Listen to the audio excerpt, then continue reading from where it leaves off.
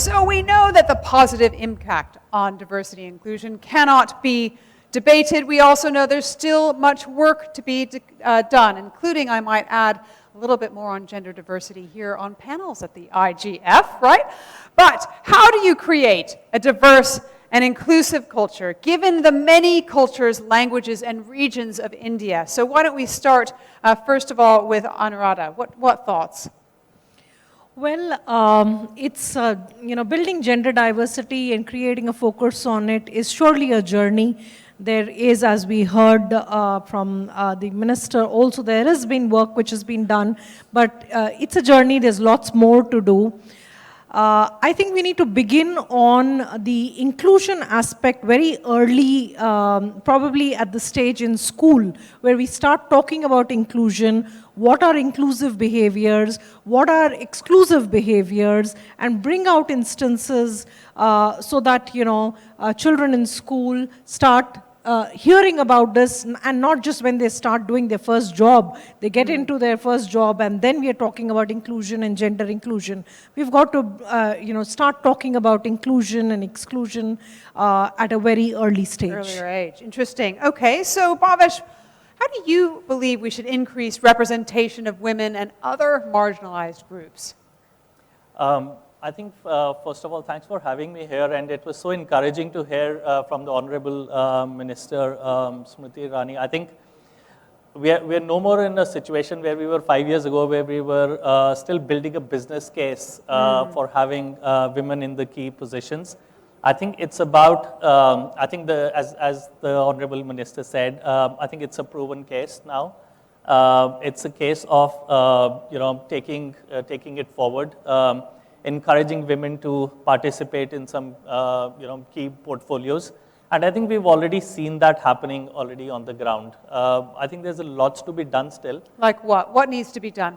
I guess there is a lot more to be done about the awareness, building the confidence in the women, spending a bit more about the training, for the key skills. One of the things we as an organization do is we run a program called Aspire for women who are returning to key positions after a break.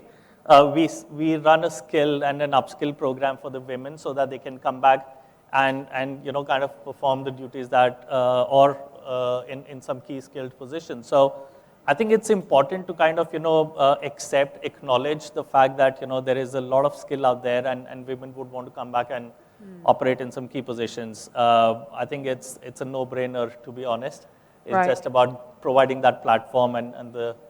You also can't change what you don't measure. So I wonder, Anuradha, if you could tell me how you measure impact and what we could be doing better.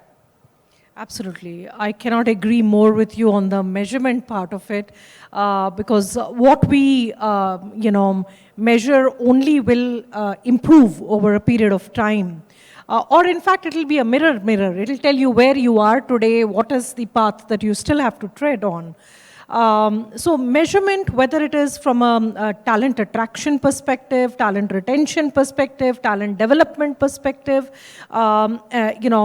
if all these aspects are measured and reviewed, because the tone has to be set at the top. If you review it on a regular basis, will you know that where the gap is and what the actual gap is? The corrective actions will emerge only from there. Do we need to push forward more role model success stories so as to encourage more women to come forward and take up those roles? Do we need to encourage more upward conversations and peer conversations within the organization, within the industries, to see that, what are the key challenges? The challenge, could be in terms of not knowing what kind of open positions are available. Today, across the country, there are umpteen open positions available.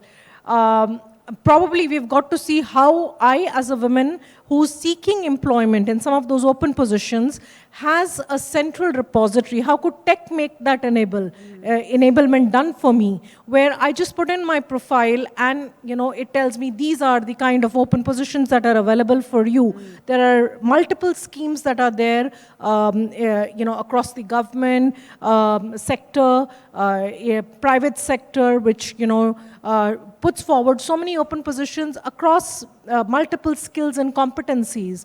But am I aware of those open positions? Right. Am I able to see success stories of women in those open positions? You've got to measure that. In terms of how many women are actually applying, what is stopping them to apply for those positions, what is the gap that needs to be bridged, and most importantly, I began my talk with inclusion. Even in this, I would say inclusive behaviors need to be exhibited, because if I'm not measuring the inclusion quotient, whatever I might be doing in terms of attraction, retention, development will not work if I'm not experiencing a safe environment. Well, that I want to talk about, because another way to put inclusion or not inclusion is discrimination. So I'd love to hear from both of you what you think. How do you handle issues around discrimination in the workplace? I guess it's very relevant to the corporate world, to be honest, primarily. I think there are policies which kind of take care of no discrimination at workplace.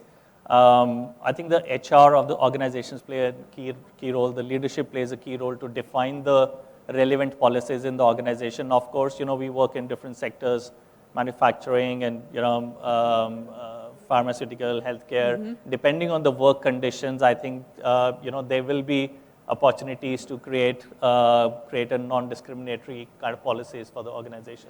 Policies are one way. I wonder, Anuradha, how do you stop these incidents from taking place in the first place to even need the policies?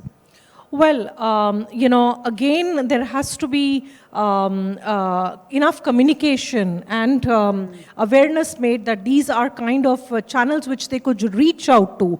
It could be, in terms of mental health, life coaches. How do I reach out? I should be aware of some of these aspects. And I feel that, in organizations, it's important to measure the diversity maturity index. Like you have, if I'm wanting to decide whether I want to invest in a particular organization, financial investor is deciding based on some ratings, AA, AAA, etc. Similarly, are there ratings for diversity maturity to see whether, how mature is this organization on their diversity and inclusion practices?